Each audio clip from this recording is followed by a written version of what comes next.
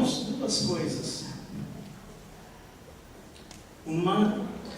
Nosso tema é escolhido para hoje, é entre quatro paredes. Então nós estamos estudando sobre isso e vendo qual é a problemática que nós enfrentamos dentro dos nossos lares, relação conjugal, relação entre pais e filhos, relação entre irmãos. E, de repente, numa conversa que tivemos aí semana passada, mudou e pediram para que eu falasse sobre a questão sexual do casal na vida conjugal, porque nós não temos, já há muitos anos, nós não temos trabalhado essa questão. E também está dentro do nosso tema, entre quatro paredes. Então, procurei trabalhar essa questão. Se tiver solteiros aí, bem, né? Preste atenção aí para poder aprender. Quando casar, já está aí mais do que preparado para isso. Os irmãos de maior verdade jamais vai avançar aí no casamento, também sempre é possível aprender alguma coisa quando se trata de qualquer tema dentro da igreja. Sei que o tema vai abranger mais mesmo, essa turma mais nova, aí, e a turma aí menos experiente. Então vai ser nosso tema, vai ser o que é o sexo no casamento. Vai trabalhar um pouco. Se eu usar algum linguajar aí que choca um pouco, tem que chocar um pouco, espero não usar, mas fiquem tranquilos. Eu até preferia que fosse lá embaixo, porque o tema é um tema aberto, um tema para a gente trabalhar mais livremente e lá queria maior liberdade. Mas estamos aqui, então estamos aprendendo aqui. Bom? E outra coisa, quem foi dizer? Quem quiser fazer pergunta, para depois a gente tratar, então faça a sua pergunta, precisa colocar nome, só faça a pergunta e precisa identificar. No final, para a gente, peço para o reverendo João vir aqui à frente depois, no final, para responder para a turma aí. Então tá bom, irmãos, então vamos orar mais uma vez. Senhor, nós damos te graças pela bênção de podermos estar reunidos nesta noite para tratarmos, Deus, de um tema tão importante na vida dos casais, porque é um tema, Deus, que nos coloca diretamente na relação contigo, o Deus que nos criou e o Deus que nos dotou de sexualidade para desfrutarmos da nossa vida e também obedecermos o teu mandato de crescermos e multiplicarmos. Abençoa-nos, pois, Deus, nesse instante. Fala ao nosso coração, dá-nos, Deus, liberdade de tratarmos desse assunto. Tira de nós o pudor que possa impedir a gente de conversar mais abertamente sobre esse tema. Pedimos tua graça, a tua unção para este momento, tanto para nós que estamos à frente, quanto para os que estão aqui, Deus, participando nesta noite deste encontro. Em nome do Senhor Jesus, o nosso Salvador, nós oramos. Amém. Bom, irmãos, então, o que é sexo no casamento? Eu tenho que ler um pouco aqui e falar aqui para os irmãos. Deus e o sexo fazem uma estranha combinação. Aliás, essas duas realidades parecem estar em extremos opostos no espectro de valores. Deus representa a santidade celestial desligada do corpo. O sexo é a própria essência do prazer físico exigente. Porém, os dois jamais hão de se encontrar. Então, quem ouve quem lê isto, pode ter uma compreensão errada, né, do que é realmente o sexo na vida do cristão, na vida do servo de Deus. Então, essa expressão acima, se tomada em particular, pode nos levar, nos sexo. Mas olhem o que o mesmo autor fala sobre isso. Deus e o sexo estão relacionados de uma maneira complexa, por amor aos nossos jovens, às nossas igrejas, à nossa sociedade e ao nosso mundo. É imperativo que entendamos a conexão entre teologia e sexualidade. É hora de lidar com a sexualidade no contexto da cosmovisão. Então, isso aí, Peter Jones, que nos faz essas duas colocações. Nós temos que entender uma questão inicial. Pensa-se, e isto se espalhou, particularmente no meio evangélico, que sexo é uma coisa suja, é uma coisa feia. E isto entrou aí no coração de muita gente. E, em função só dessa expressão, nós já vemos aí muitas pessoas com problemas nessa área da sua vida. Mas nós vemos que ali, como diz ali, Deus e o sexo estão relacionados de maneira complexa. Foi Deus quem nos dotou dessa capacidade de nos relacionarmos sexualmente. Ele pôs isso em nós. É interessante, porque foi o meio que Deus escolheu para daí proliferar a face da terra. Tanto os seres humanos, como a fauna, como os animais, todos são sexualizados, porque Deus usou essa forma de relacionamento entre o macho e a fêmea para que pudesse então daí haver a procriação. Nós sabemos, por exemplo, uma planta, ela é sexuada. O animal é sexuado. E nós sabemos que numa planta, é lógico que não há prazer, ela não tem o prazer que o ser humano tem, ela não tem o prazer que o animal tem. O animal tem o prazer também no seu ato sexual. Eu creio que é diferente do nosso prazer, porque o nosso prazer é um prazer racional. Do animal, não. É um prazer irracional. Daí, expressões que nos falam, pessoas que se relacionam sexualmente como verdadeiros animais. Então, por quê? Porque o animal é um bicho estúpido, um bicho bruto, um bicho que não tem, não pensa para estar realizando aquele ato sexual. Nós somos diferentes, bastante diferentes. Vamos lá?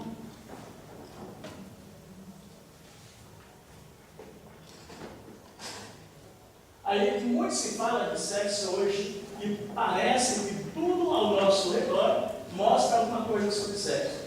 Parece-nos que quando Freud falou de libido, energia sexual, que move o ser humano em todas as suas atividades, até as crianças de colo, ele estava liberando o homem para levar o sexo para todas as coisas na vida, toda a vida.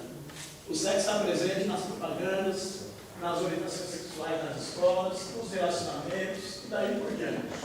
Presente realmente em quase tudo na vida do ser humano. Mas pouco se fala de sexo nos lares e nos relacionamentos conjugais. Isto é, o sexo ligado à pessoa de Deus e à sua palavra. Nós temos ouvido muito sobre isso, sobre sexo. As escolas estão preocupadas com isso, estão dando orientação, só que a orientação que uma escola dá é totalmente diferente da orientação que nós damos. Semana passada eu estava ouvindo uma reportagem falando sobre, não sei se é um partido do governo, acho que o partido do governo estava distribuindo camisinhas para garotas de 14 anos. Agora, irmãos, uma menina de 14 anos entende sobre isso. E que uma menina de 14 anos vai fazer com isso? Então, se a gente vê que é uma orientação completamente deturpada das escrituras, longe de uma moral, longe realmente da vontade de Deus. E nós precisamos estar tomando cuidado com isso. Nossos filhos estão lá. Nós não conversamos com eles dentro de casa, tem gente conversando com eles lá. Tem gente ensinando eles lá. Então, se nós não tomarmos cuidado, se nós não buscarmos, tirarmos nossos filhos, eles não vão chegar e falar para a gente. Dificilmente a sua filhinha vai chegar em casa e falar: mamãe, a senhora falou de sexo, levou a camisinha lá, e olha, mostrou para a gente como que faz, como se coloca. Ela não vai falar isso. Ela tem vergonha de falar. Por quê? Porque o conceito de sexo dentro das nossas casas é de coisa suja, coisa feia. E não é isso. Nós precisamos entender que o sexo está muito ligado com a pessoa de Deus. Porque foi Ele quem nos dotou, então, dessa capacidade. Existe ainda uma barreira muito grande para se falar disso de forma normal, como orientação e educação sexual dentro de princípios bíblicos e da moral. Isso nós trazemos como herança de termos longínquos da compreensão errônea de onde estava o mal, o pecado. Achavam os nossos antepassados que o mal estava no ser humano.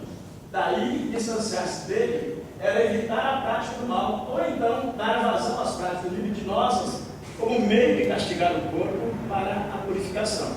Então, nós sabemos que lá nos nossos antepassados a coisas passavam bem nesse nível.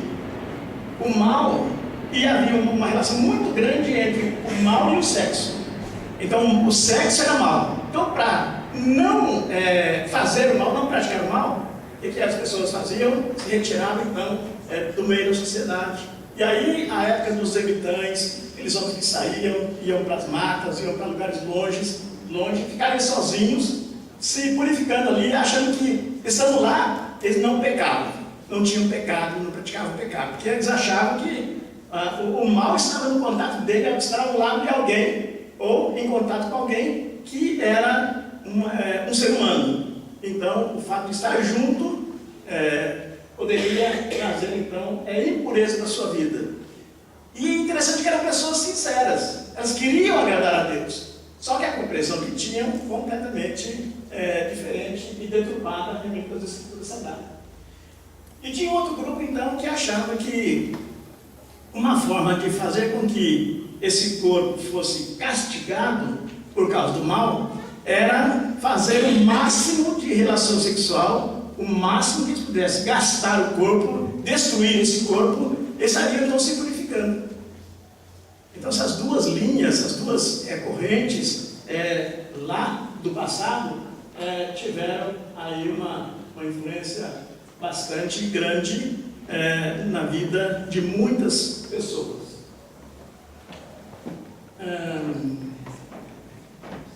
Isso veio desde antes da Idade Média e perdurou por muitos anos até aí a década de 50, 60, quando houve a explosão sexual com os movimentos hippies e outros, caindo então na libertinagem que temos hoje, em que o casamento e as relações humanas são fatores tão somente de satisfação pessoal, perdendo-se assim o significado do porquê o homem foi criado, ou para que o homem foi criado. E nós sabemos que o homem foi criado para a glória de Deus, e tudo que ele faça deve objetivar, então, a glória de Deus. Qual foi o fim principal do homem? Glorificar a Deus e ter prazer em Deus, para sempre. Então foi para isso que o homem foi criado. O pecado deturpou isso, o pecado tirou o homem deste propósito da sua vida. E ele então passou então, a fazer aquilo que agradava a si mesmo. Então o homem hoje, nas relações que nós vemos, e até mesmo, irmãos, muitas vezes dentro da família cristã, quando se trata da questão sexual, a coisa se passa muito a nível unilateral, isto é, a nível pessoal. A pessoa quer ter o seu prazer e não se importa com o outro, não se importa com o seu parceiro ou a sua parceira. Nisto, eu quero adiantar, os homens pecam muito mais que as mulheres. Muito mais. Eu creio que cada casal aí sabe o que ocorre dentro do seu relacionamento e sabe como a coisa se processa aí, então, entre as suas vidas lá dentro das quatro paredes, ou melhor, dentro do seu quarto. Quem faz do sexo o ponto de integração da sua vida e procura se realizar conforme a sua própria vontade, de qualquer modo está usando aquilo que foi criado para um único propósito, que é a glória de Deus, usando para algo bem diferente. Esse é dito cheio. Realmente, irmão, depois que o homem caiu, o homem caído, ele não, tudo que ele faz na vida, ele não objetiva a sua vida servir a Deus. Ele está objetivando servir a si mesmo. Então, ele perdeu o seu propósito inicial. E de lá para cá, tantos séculos aí, o homem não endireitou o seu caminho. E não vai endireitar até o fim. A coisa vai daí para pior. É o que nós estamos vendo no nosso dia a dia. Vamos lá? O sexo no casamento deve ser, então, para Deus ser glorificado, como diz as Escrituras Sagradas. Porque foi criado e subsiste por Deus. Vamos ler esses textos aí. Colossenses 1:16 e 17.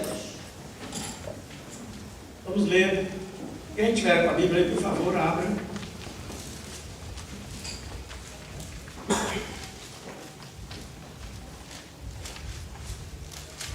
E a Jo pode ler. Pois dele foram criadas todas as coisas dos céus e sobre a terra, as visíveis e as invisíveis, sejam tronos, sejam soberanias, quer principados, quer potestades, tudo foi criado por meio dele e para ele. Ok. Se tudo foi criado por Deus e para Deus, o sexo foi criado para quê?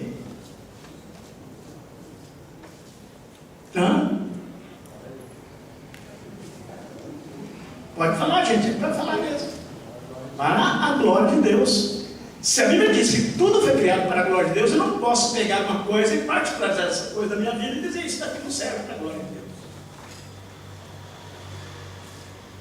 Mesmo diante dessas questões aí que acham que o sexo é uma coisa feia. E na verdade, nós sabemos que não é. Por quê? Porque já vimos, Deus foi quem o criou. Deus colocou isso na nossa vida. Então, nele foram criadas todas as coisas. Tudo foi criado por meio dele e para ele, nele, tudo subsiste. Então, se o sexo foi criado por Deus, ele continua sendo para a glória de Deus. Enquanto existir o mundo, ele deve existir na nossa vida para a glória de Deus.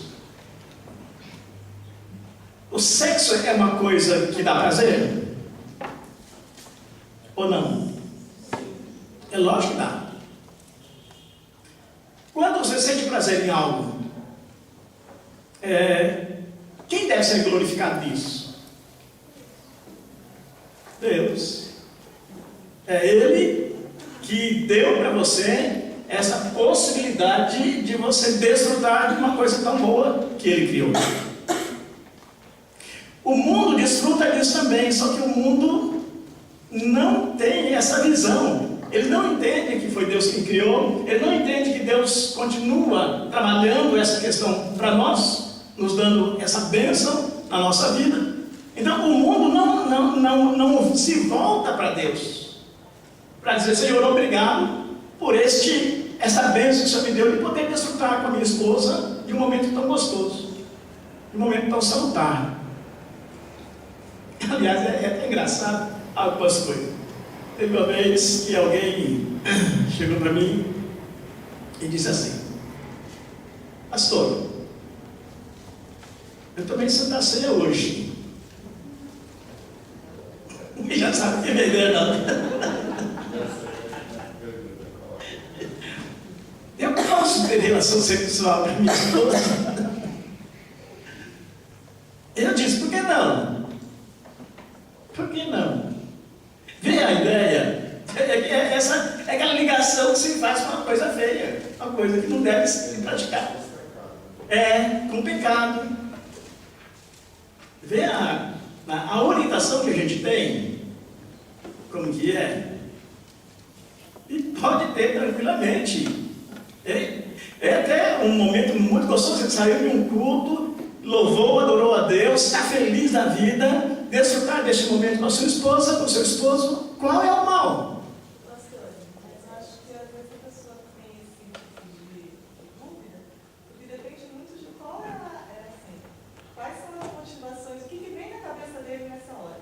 Porque tem gente que, por exemplo, na hora do sexo só pensa em pornografia, só pensa em alguma outra coisa, pensa em uma outra mulher, em uma outra cena, em algum sexo deturpado de alguma forma.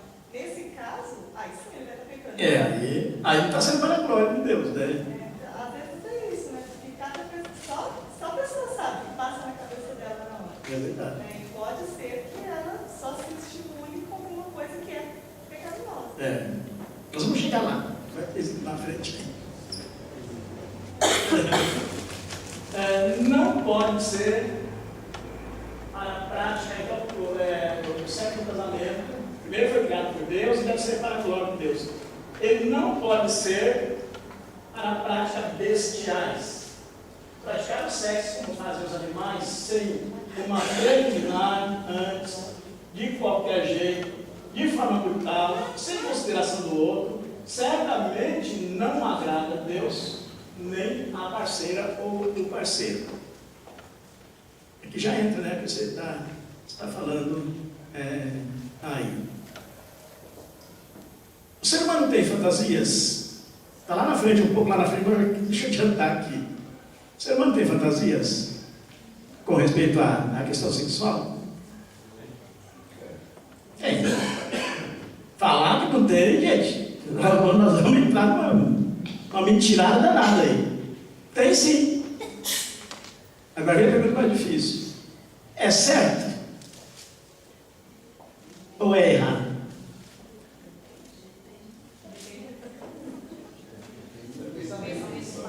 Depende da intenção.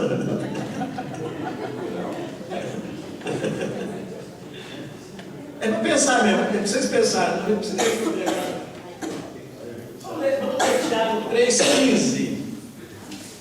É para vocês pensarem. Esta não é a sabedoria que desce lá do alto, antes é terrena, animal e demoníaca. Deus diz que os homens das trevas são mais sábios que os filhos da luz. Isso é uma expressão que sempre me deixou meio cabeça quente. Os filhos das trevas são mais sábios que os filhos da luz. Por que será? Que fazem o melhor uso dos recursos que lhes julgam ser certos, enquanto aqueles que têm os recursos não conseguem utilizar da forma correta, como diz assim o termo. Se propõe, né, a aprender Eu acho que é mais a questão de ser livre de preconceitos. Né? As pessoas no mundo, elas querem sempre descobrir. Acho que tem muita coisa realmente por esse caminho aí. Elas querem sempre descobrir, sempre ver novidades, enquanto que muitas vezes os crentes ficam preocupados de que talvez essa novidade seja algo que desagrada a Deus, mas não procuram verificar isso. Porque dá trabalho fazer as associações. Tem coisas que na Bíblia são explícitas, outras não. Então, em algumas áreas, você avaliar se uma determinada coisa é boa ou não, se vai glorificar a Deus, dá trabalho. E a gente não quer pegar. Então é melhor assim, se eu não sei se é bom, então isso é errado. E aí já parte para deixar de desfrutar algumas outras coisas, em todas as áreas. É verdade. Então tem essas duas questões, né, colocadas aí. Quando diz assim, essa não é a sabedoria que vem lá do alto, Tiago está dizendo, há também uma sabedoria no mundo. Há também uma sabedoria no mundo. E essa sabedoria do mundo, infelizmente, ela não procura a glória de Deus, não procura agradar a Deus. Esse é o problema da sabedoria do mundo. Mas eles estão atrás de coisas que, de uma forma ou de outra, lhes satisfaz. Por exemplo, um sexólogo, um psicólogo que trata essas questões de problemas sexuais na vida dos casais. É um homem que tem, uma pessoa, uma mulher que tem sabedoria, buscou conhecimentos, foi atrás, continua indo atrás, faz cursos, isso e aquilo. Ele está se aperfeiçoando naquilo que ele conhece. E vai ajudar muita gente. O problema é quando eles começam, eles ultrapassam a linha, né, daquilo que agrada a Deus. E aí entra com os conceitos deles, aí não tem problema homem com mulher, mulher com mulher, não tem problema homem com homem, aí danou tudo. Está longe da vontade de Deus. Mas eles estão atrás, eles vão atrás. Então há uma sabedoria neste mundo. Agora, cuidado que a sabedoria do mundo, ela é terrena, animal e diabólica. Então, ela é boa até determinado momento para frente, ela é exatamente isso. Ela é terrena, ela é animal e ela é diabólica. Então, não faz mal nós crentes buscarmos essa sabedoria que existe no mundo, não há nenhum problema nisso. Nós não podemos substituir a sabedoria divina pela do mundo. Isso nós não podemos fazer nunca. Pelo contrário, a sabedoria do mundo que nós pegamos lá, nós temos que trabalhá-la com a sabedoria divina. Ela tem que ser purificada com a sabedoria divina, ou pulverizada com a sabedoria divina, para que então nós possamos ser mais normais como os demais. Irmãos, o que tem de problema na área sexual na vida da igreja, vocês não têm ideia. Vocês não têm ideia. A gente olha assim, está tudo maravilhoso, está tudo certinho. Vai conversar um por um. Vai conversar um por um. Há problemas seríssimos. Uma vez, irmão, daqui eu vou abrir para vocês. Não é daqui não. Mas uma vez, um presbítero veio conversar comigo, e veio chorando. Pastor, eu não sei mais o que eu faço. Rapaz novo, ainda, mas a esposa dele não tinha nenhuma disposição para relação sexual. Mas não queria de forma alguma. E ele falou, pastor, o que eu faço? E eu falei para ele, eu conversei com ela. Ela falou, se eu quiser, eu posso arrumar outra mulher, ela não liga não. Não tem nenhum problema. Ela não liga. Olha, o absurdo. Por que essa mulher está tão atrasada nesse aspecto na sua vida? Algum problema aconteceu na vida dela, não tratou, alguma coisa aconteceu que ela não foi atrás, não viu, ou se passou lá antes de casar, ou se passou até mesmo no próprio casamento. Alguma coisa machucou tanto essa mulher que ela não queria saber de jeito nenhum do seu esposo, ao ponto de entregar de mão beijada para uma outra mulher qualquer. Crente, irmãos. Crente. Crente mesmo. Mas a coisa estava nesse nível. Então é muito sério, realmente, essa questão. Então, não pode ser, né, com trabalhos fiscais, não pode ser também para satisfação pessoal somente. O sexo é prazeroso para todo o corpo, portanto, para toda a carne. As duas pessoas que formam uma só carne. Os dois, homem e mulher, formam uma só carne no casamento. E, portanto, os dois devem sentir prazer no ato sexual. Eu estou lendo um artigo, eu fiquei meio assustado com o que o escritor estava colocando. Ele coloca que 90% das mulheres não sentem prazer sexual. Gente, isso é absurdo. Isso é uma coisa absurda. E é por isso que existem tantos problemas nessa área. Porque o sexo é para os dois, não é para um só. Não é para o homem só. Também não é para a mulher só. É para os dois. E nessa relação, os dois precisam chegar ao prazer. Uma vez ou outra que não chega, tudo bem. Pode-se atribuir isso a várias causas, ao cansaço, ao chateamento. O patrão pode ter pisado na cabeça da pessoa lá no serviço, ela está muito aborrecida. Então chega em casa realmente, não tem vontade nenhuma. Mas muitas vezes, por força do que a Bíblia fala, nós vamos ver também, acabam indo para uma relação. E a pessoa não está nada disposta. Quando ela não está disposta, porque numa relação sexual existe o esforço, existe o gastar da energia. Então, há um esforço aí. Agora, quando a pessoa está lá só por estar, ela não se esforça nesse aspecto. Portanto, logicamente, ela não vai ter prazer naquele ato. Então, esse é um problema que ocorre nas igrejas por aí afora, na vida dos crentes, muito sério. Muito sério.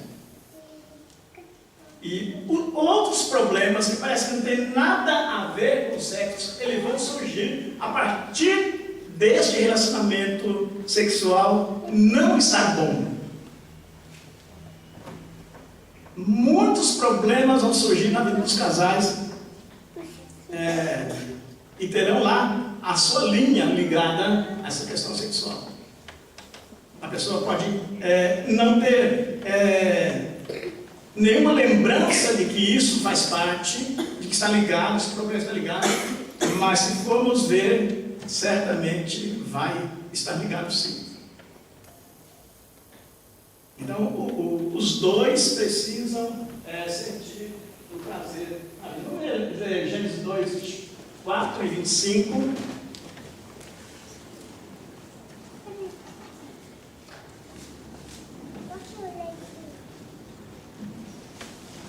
Por isso deixa o homem pai e mãe e se une à sua mulher, tornando-se os dois uma só carne. Ora, um e outro, o homem e a sua mulher, estavam nus e não se envergonhavam. É interessante isso, quando a Bíblia diz que os dois se tornam uma só carne, e quando num ato sexual um tem prazer, é lógico que o outro precisa ter, porque os dois são uma só carne. Ou então tem uma parte dessa carne que está morta, e não tem sentido, para não sentir nada, para não sentir o prazer. Depois a gente vai ver. E ainda, Gênesis 2, 22 e 23. E a costela que o Senhor Deus tomou ao homem, transformou-a numa mulher que a trouxe. E disse o homem: esta, afinal, é osso dos meus ossos e carne da minha carne. Chamar-se-á varoa, porquanto do varão foi tomado. Aqui o homem disse isso, né? Ela é carne da minha carne, é osso dos meus ossos. Mas na hora da relação sexual, ele está preocupado com isso. Ele está preocupado com ele, muitas vezes. A satisfação dele. E esquece, então, essa outra parte, que ele mesmo disse: é osso dos meus ossos, é carne da minha carne. Como que pode os dois serem uma só carne e um só ter prazer? Está totalmente fora das Escrituras Sagradas. Não pode ser um fim também em si mesmo. O sexo não pode ser praticado como um ato em si, somente para a satisfação do sexo. Isso deve servir para valorizar a esposa, o esposo, e deve servir para a glória de Deus, principalmente, porque Ele nos deu essa capacidade de ter prazer. Num ato sexual, as pessoas devem falar, as pessoas devem conversar neste ato sexual. Tem gente que não conversa. Você só chega lá, se acropa e desacropa e pronto. A mulher não ouve uma expressão do marido que a elogia, que a enaltece, que a valoriza. O que vai acontecer com isso, com essa pessoa, irmãos? Isso vai acontecer uma vez, 2 vezes, 3 vezes, 10 vezes, 20 vezes. Vai chegar um momento que ela vai perder a vontade. Ela vai perder o prazer de estar com essa pessoa, com esse homem. Por quê? Eu já vi muitas expressões assim. Eu não sou um simples pedaço de carne. Eu sou gente. Eu não sou um pedaço de carne só. Eu sou gente. O que essa mulher está falando, irmãos? Me diga aí, o que essa mulher está falando com essa expressão?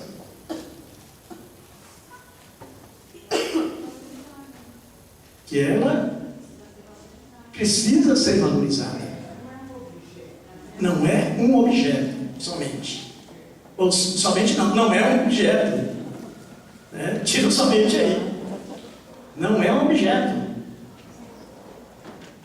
Ela é uma pessoa que tem ouvido, tem sensibilidade no seu corpo, pensa, e tudo isso está ligado num ato sexual. A sensibilidade está ligada. É muito interessante, irmãos, essa questão do relacionamento sexual do casal. Como que o homem é preparado para um ato sexual?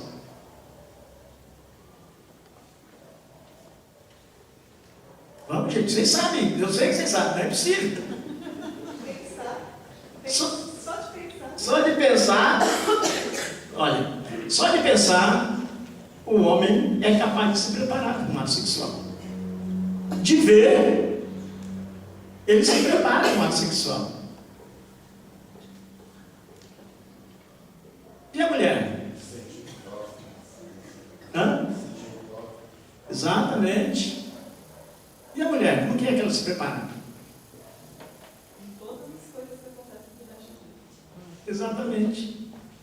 É muito interessante isso, irmão. O homem tem uma dificuldade de aprender isso, meu Deus do céu. Eu mesmo tive muita dificuldade de aprender. E ainda estou aprendendo. Não sou expert nisso, não. Mas a mulher, ela começa a ser preparada. Desde manhã. Desde manhã. E a gente não lembra disso, que ela gostaria de receber um telefonema durante o dia. Ô, meu amor, como é que são as coisas aí? Tudo bem? Te amo muito.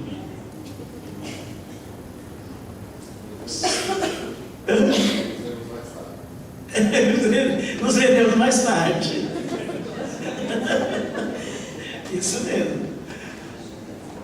Então a mulher, ela é preparada com a conversa, com uma carícia. Tem muita questão sentimental envolvida. Exato. Mulher, se não tiver assim, ligado muito com essa parte sentimental, fica mais difícil ainda de você. Fica. Tem até uma vez uma amiga, não sei se foi uma amiga minha que estava comentando, né?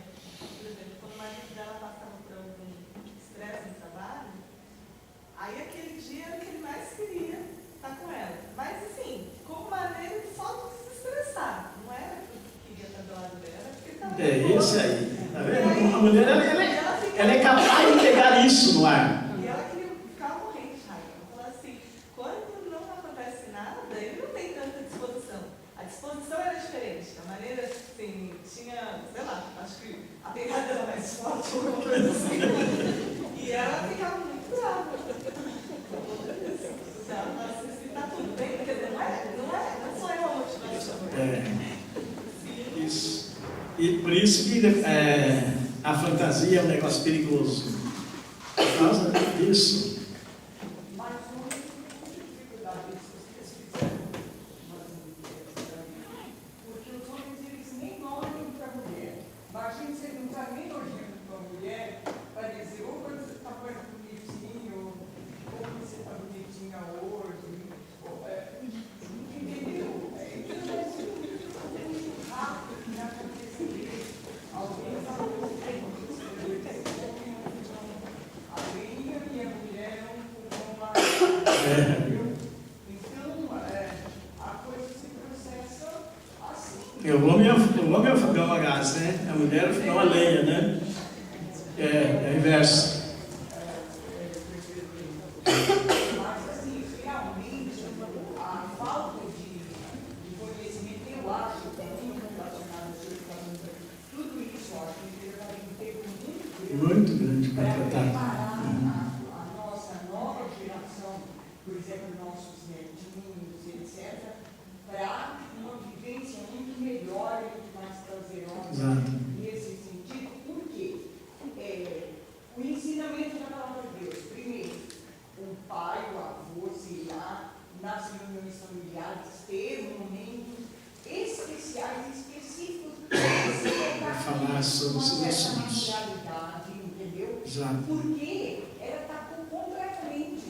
Minhas irmãs e eu falo, minha mãe fazia que ele teve medo de homem.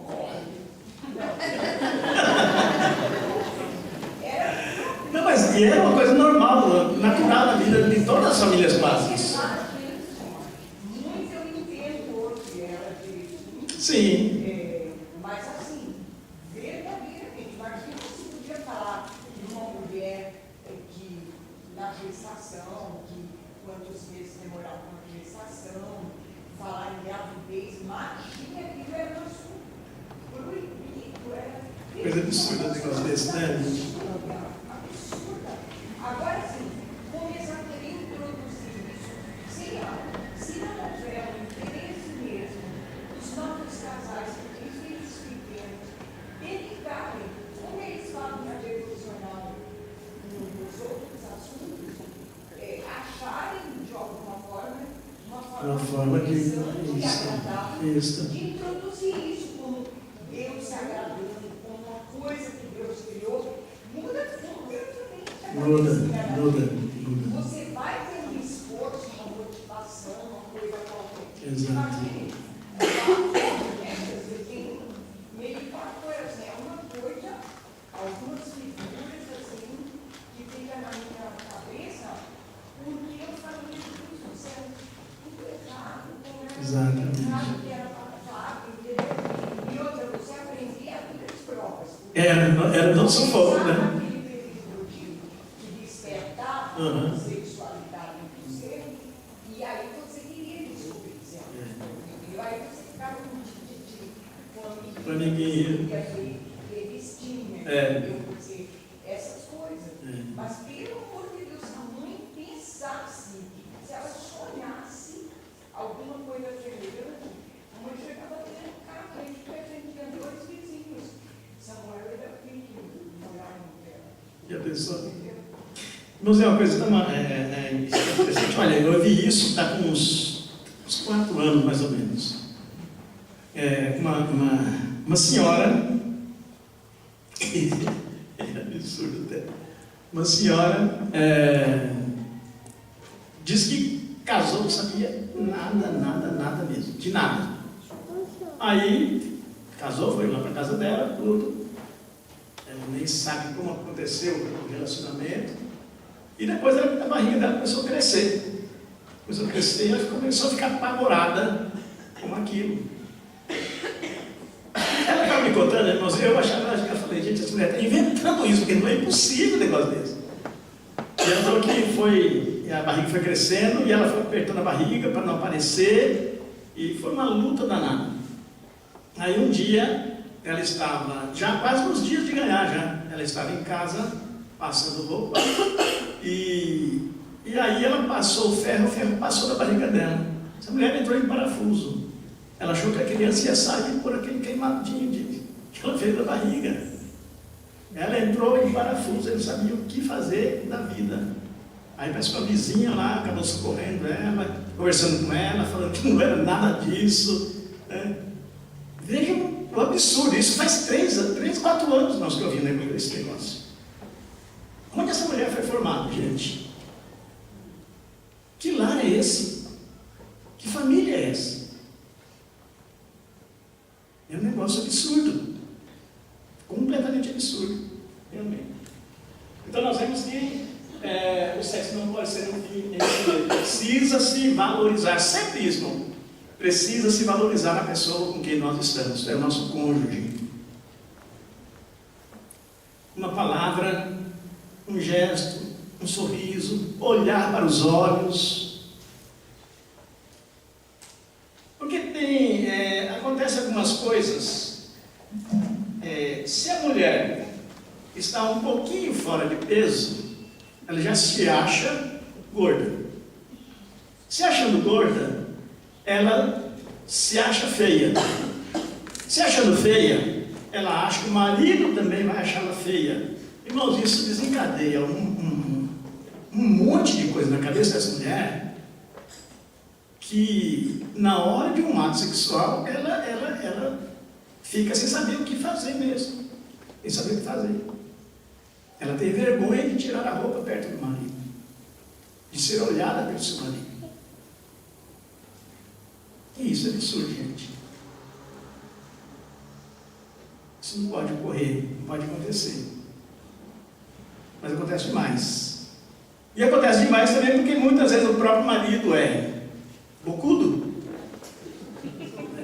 não tem sensibilidade nenhuma, e aí fala bobagem, marca a mulher. É gozada, essa minha gordinha, mas ela fala assim pra gente: bem, o que você acha? Estou gorda. Mas está esperando a gente falar não, amor. Não, você não está. Está fofinha. Está no ponto. Aí o bocudão vai e fala: nossa, você está mesmo, você precisa fazer um regime porque o negócio está feio aí. Gente, você acaba com a mulher. Acaba com a mulher. É duro um negócio desse. A gente precisa tomar muito cuidado realmente com isso, então a questão de valorizar a companheira. E a mulher também, né? Valorizar a companheira, né? Você está barrigudo também. Barrigudo, precisa puxar essa barriga aí. Bom, quem vai para uma relação, ouve um negócio desse, não perde a graça. Mesmo o homem perde a graça. Ou não perde? Lógico que perde. É lógico que perde. A gente precisa tomar bastante cuidado com isso. Eu quero ler com vocês Cantares 7, de 1 a 9.